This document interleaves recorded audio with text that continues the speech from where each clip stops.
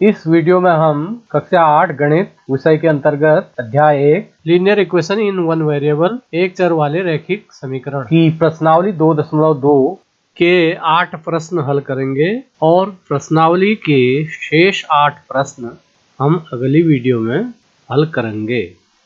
इससे पहले की वीडियो में आपने लीनियर इक्वेशंस को सॉल्व करना सीखा था। इस प्रश्नावली में आप दिए गए प्रॉब्लम से लीनियर इक्वेशन बनाएंगे और फिर उसे सॉल्व करेंगे। चलिए बढ़ते हैं प्रश्नावली की ओर। Question number 1, if you subtract half from a number and multiply the result by 1/2 you get 1/8। What is the number? अगर आपको किसी संख्या से 1/2 घटाने और परिणाम को 1/2 से गुणा करने पर 1/8 प्राप्त होता है तो वह संख्या क्या है? तो इसके लिए हम मान लेंगे माना संख्या x है। तो अकॉर्डिंग टू क्वेश्चन, प्रश्नानुसार संख्या में से 1/2 आपने घटाना है। तो संख्या हमारी है x, इसमें से आप 1/2 को लेस करेंगे तो x - 1/2 हो जाएगा। फिर इसे 1/2 से गुणा कीजिए। तो वह कहता है परिणाम को 1/2 से गुणा करने पर 1/8 प्राप्त होता है। तो यह बराबर हो जाएगा 1/8। अब 1/2 से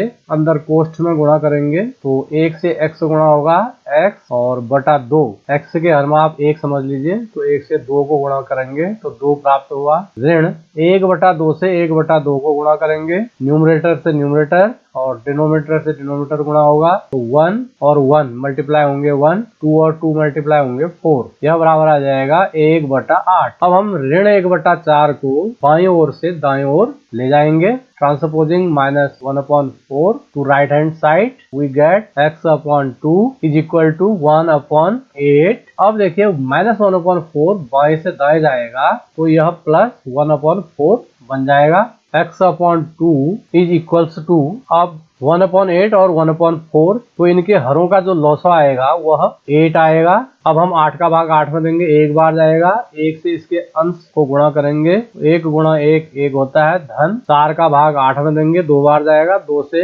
1/4 के न्यूमरेटर को मल्टीप्लाई करेंगे तो यह 2 एकम 2 आएगा। तो x/2 का जो मान प्राप्त हुआ वह प्राप्त हो चुका है। 2 में 1 जोड़ेंगे 3/8। अब x के साथ 2 है जो कि बटा में है तो ये ट्रांसपोज करेंगे इसे हम दाएं साइड तो यह न्यूमरेटर में चला जाएगा। तो x बराबर आ जाएगा 2 × 3। तो यह 2 डिनोमिनेटर में था बाएं साइड, दाएं साइड यह न्यूमरेटर में चला गया है बटा 8।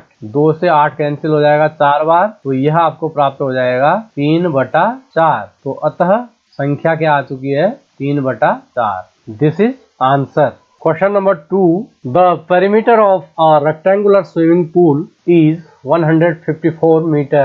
Its length is 2 meter, more than twice its breadth. What is the length and the breadth of the pool? एक आयताकार तरणताल यानी स्विमिंग पूल की लंबाई उसकी चौड़ाई के 2 गुने से 2 मीटर अधिक है। यदि इसका परिमाप 154 मीटर है तो इसकी लंबाई और चौड़ाई ज्ञात कीजिए। तो लंबाई और चौड़ाई में से यदि हम चौड़ाई को x मान लें तो लंबाई को ज्ञात करना आसान हो जाएगा। तो मान लेंगे माना पुल की चौड़ाई x मीटर है। अब आपको दिया है अकॉर्डिंग टू क्वेश्चन पुल की जो लंबाई है वह चौड़ाई के 2 गुने से 2 अधिक है। तो चौड़ाई हमारी x है, x का 2 गुना 2x हो जाएगा और उससे 2 अधिक मीन्स 2x + 2। आपको दिया गया है स्विमिंग पूल का परिमाप। तो हम भी जो है x और 2x + 2 इन विमाओं को लेकर पुल का परिमाप निकालेंगे। तो आयत का परिमाप बराबर होता है 2 गुणा लंबाई धन चौड़ाई 2 × L + B। अब इसमें हम मान रखेंगे लेंथ की जगह 2x + 2 और b के स्थान पर x। उसके बाद कोष्ठ को हल करेंगे, 2x और x यह जुड़ जाएंगे, 3x हो जाएगा। तो इसका मान आ जाएगा 2 × 3x + 2। अब 2 से हम कोष्ठ के अंदर गुणा करेंगे, 2 से 3x को गुणा करेंगे तो यह 6x आएगा और 2 से 2 को गुणा करेंगे तो धन 4। तो इसका मान आ गया 6x धन 4। पुनः प्रश्नानुसार, अब प्रश्न के अनुसार जो पेरीमीटर है वह 154 है। तो हमारा जो पेरीमीटर आया वह 6x + 4 आया और अकॉर्डिंग टू क्वेश्चन यह 154 है। तो हम दोनों पेरीमीटर को इक्वल कर लेंगे। 6x + 4 = 154। अब धन 4 को बाईं ओर से दाईं ओर करेंगे तो यह ऋण 4 हो जाएगा। Transposing +4 to right hand side we get 6x बराबर आ जाएगा 154। धन 4 इधर गया तो ऋण 4। अब 154 में से 4 कम करेंगे तो 150 आ जाएगा। तो हमें प्राप्त होगा 6x बराबर 150। अब 6x 150 के बराबर है, हमें x क्या मिलेगा? इसके लिए x के साथ जो 6 है वह गुणा में है, तो दूसरी ओर जब वह जाएगा तो बटा में चला जाएगा। तो हमें प्राप्त होगा x बराबर 150 बटा 6। अब हम 6 का भाग 150 में देंगे तो हमें 25 प्राप्त होगा। तो x = 25। अब हमें निकालनी है पुल की लंबाई और चौड़ाई। तो पुल की लंबाई है 2x धन 2 और x का मान हमें 25 प्राप्त हो चुका है। तो इसमें हम मान रखेंगे 2x का मतलब हुआ 2 गुणा x, यानी 2 गुणा 25 धन 2। 25 का 2 गुना करेंगे, उसमें 2 जोड़ेंगे, 25 दूना 50, 50 में 2 जोड़िए 52 मीटर। तो तरणताल यानी स्विमिंग पूल की लंबाई आ चुकी है 52 मीटर और चौड़ाई बराबर आ जाएगी, चौड़ाई हमने मानी थी x और x आपका आ चुका है 25 मीटर। तो this is answer. Question number 3, एक समद्विबाहु त्रिभुज का आधार 4/3 सेंटीमीटर तथा उसका परिमाप 4 सही 2/15 सेंटीमीटर है। उसकी दो बराबर भुजाओं की माप ज्ञात कीजिए। समद्विबाहु त्रिभुज है, उसकी दो बराबर भुजाएं होंगी और तीसरी भुजा जो आधार है वो आपको दी गई है। तो इसके लिए मान लेंगे, माना समद्विबाहु त्रिभुज की समान भुजाओं में से प्रत्येक भुजा की लंबाई x सेंटीमीटर है।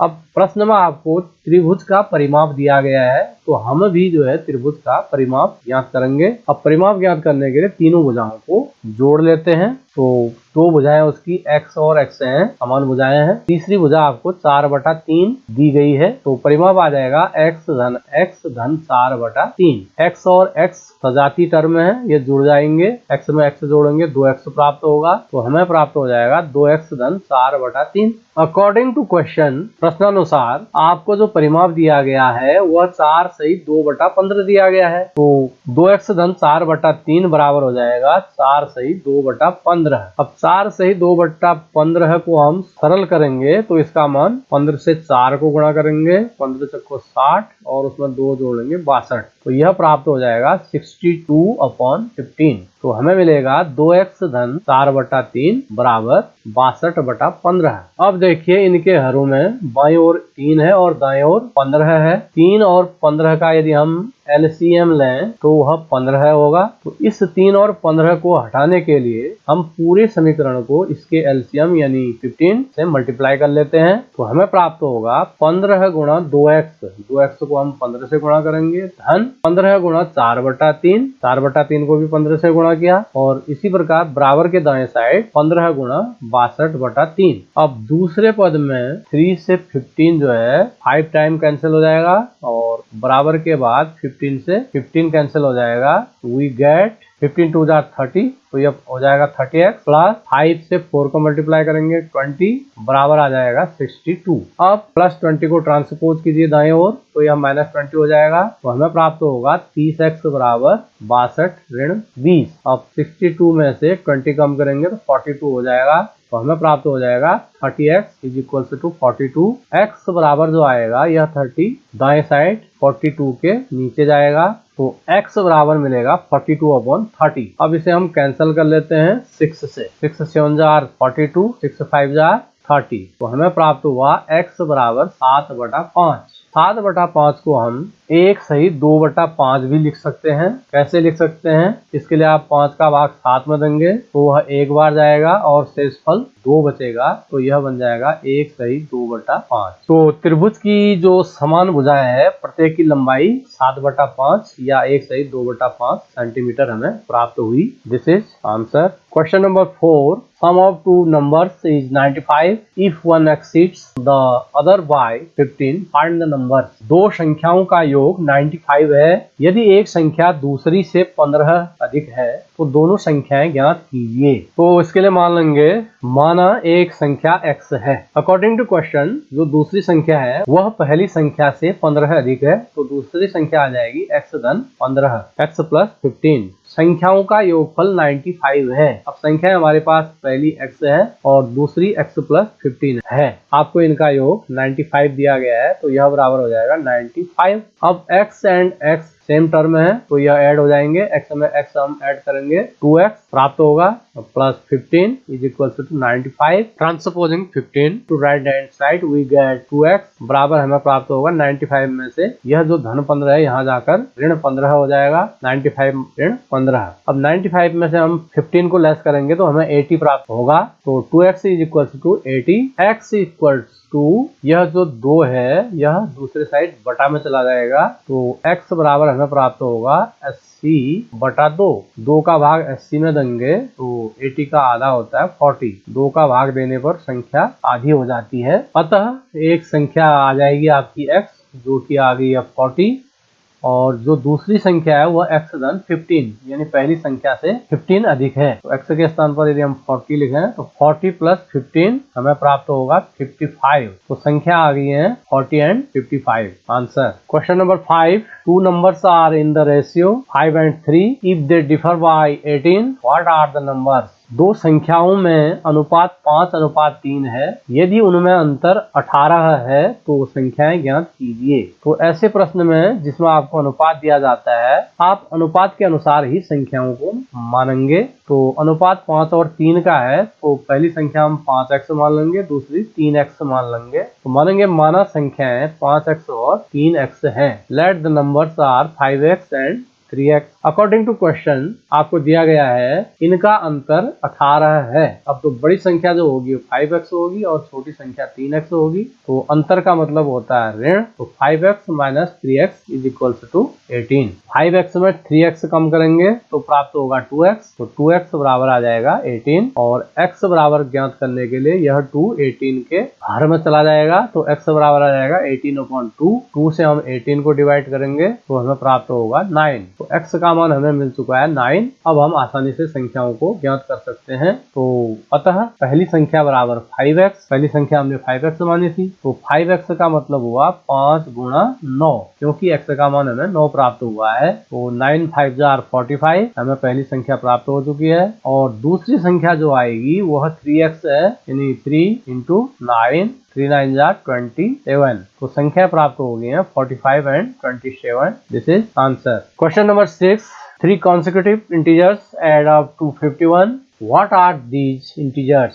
3 लगातार पूर्णांकों का योग 51 है। पूर्णांक ज्ञात कीजिए। मान लिया लगातार पूर्णांक हम 2 3 और 4 लेते हैं तो 2 के बाद जब 3 आता है तो 2 में 1 जोड़ने पर प्राप्त होता है। 4 आता है तो 2 में 2 जोड़ने पर प्राप्त होता है। तो इसी प्रकार यदि हम पहला पूर्णांक x माने तो दूसरा आ जाएगा x से 1 ज्यादा और तीसरा आ जाएगा x से 2 ज्यादा। तो मानेंगे माना क्रमांगत पूर्णांक क्रमशः x धन 1 और x धन 2 है। अब आपको प्रश्न में दिया गया है इन पूर्णांकों का योग 51 है। तो अकॉर्डिंग टू क्वेश्चन x यानी पहला पूर्णांक प्लस x प्लस 1 दूसरा पूर्णांक प्लस x प्लस 2 तीसरा पूर्णांक बराबर रखेंगे 51। इनका योग कितना है 51। अब x सेम टर्म है ये जुड़ जाएंगे। इसका मान प्राप्त होगा 3x। 1 और 2 आपस में जुड़ेंगे तो यह प्राप्त हो जाएगा 3। तो हमें प्राप्त हो जाएगा 3x धन 3 बराबर 51। Transposing 3 to right hand side we get 3x बराबर धन 3 इधर जाएगा तो ऋण 3 बन जाएगा 51 ऋण 3। अब हम 51 में से 3 को लेस करेंगे हमें प्राप्त हो जाएगा 48 और बाएं साइड रहेगा 3x। तो 3x बराबर 48। अब हमें x बराबर ज्ञात करना है तो यह 3 48 के हर में जाएगा तो x बराबर प्राप्त हो जाएगा 48/3। 3 से हम 48 को डिवाइड करेंगे तो 3 से जो 48 है यह 16 टाइम डिवाइड हो जाएगा तो x इज इक्वल टू 16 हमें मिला। तो अतः पहला पूर्णांक बराबर माना था हमने x जो कि प्राप्त हो चुका है 16 और दूसरा पूर्णांक था x प्लस 1 x की जगह हम लिखेंगे 16 plus 1 this equals to 17 and third integer is x plus 2 यानी x के स्थान पर 16 लिखेंगे 16 प्लस 2 16 में 2 ऐड करेंगे 18। Question number 7 the sum of 3 consecutive multiples of 8 is 888 find the multiple. 8 के 3 लगातार गुणजों का योग 888 है, गुणजों को ज्ञात कीजिए। तो इसके लिए हम मान लेते हैं, माना 8 के 3 क्रमांकक गुणज, पहला गुणज हम मान लेते हैं 8x और दूसरा जो क्रमांकक आएगा x से 1 ज्यादा यानी x धन 1 तो 8x धन 1 होगा और तीसरा जो गुणज होगा x धन 2 इंटू 8। 8x धन 1 को हम यदि 8 से अंदर गुणा करें तो यह 8x धन 8 कहलाएगा और 8 से यदि हम x धन 2 को गुणा करें तो यह 8x धन 16 कहलाएगा। तो कुल मिलाकर 8 के गुणज हम मान लेंगे 8x धन 8 और 8x धन 16, क्योंकि जो 8 के गुणज प्राप्त होंगे, जो अगला गुणज प्राप्त होगा वह पिछले गुणज में 8 जोड़ने पर ही प्राप्त होगा। अब प्रश्न के अनुसार यानी अकॉर्डिंग टू क्वेश्चन आपको इन गुणजों का योग 888 दिया गया है, यानी पहला गुणज 8x धन दूसरा गुणज 8x धन 8 धन तीसरा गुणज 8x धन 16 बराबर होगा 888। अब 8x और 8x समान टर्म वाले जुड़ जाएंगे तो यह आ जाएगा 24x तथा 8 धन 16 तो 8 में हम 16 ऐड करेंगे तो यह मिलेगा 24। हमें प्राप्त होगा 24x plus 24 is equals to 888। अब हम प्लस 24 को बाईं ओर से बराबर के दाएं ओर ले जाएंगे तो यह दाएं ओर जाने पर ऋण 24 हो जाएगा। Then we get 24x is equals to 888 minus 24। अब 888 में से 24 लेस करेंगे तो यह प्राप्त हो जाएगा 864 और बाएं ओर रहेगा 24x। अब x के साथ 24 है, हमें x ज्ञात करना है तो यह 24 864 के हर में जाएगा तो x इज इक्वल्स टू आ जाएगा 864 अपॉन 24। अब हम इसे सरल करेंगे। सरल करने के लिए या तो आप 24 का भाग इसमें दे सकते हैं, अन्यथा की स्थिति में आप इसको किसी छोटी संख्या से सरल कर सकते हैं। मान लिया हम 8 से दोनों में भाग देते हैं तो 8 से 864 108 टाइम डिवाइड होगा और 24 जो है 3 टाइम डिवाइड होगा। अब 3 से हम 108 को डिवाइड करेंगे जो कि 36 टाइम डिवाइड होगा तो x बराबर हमें प्राप्त हो गया है 36। अब हम संख्याओं को आसानी से ज्ञात कर सकते हैं।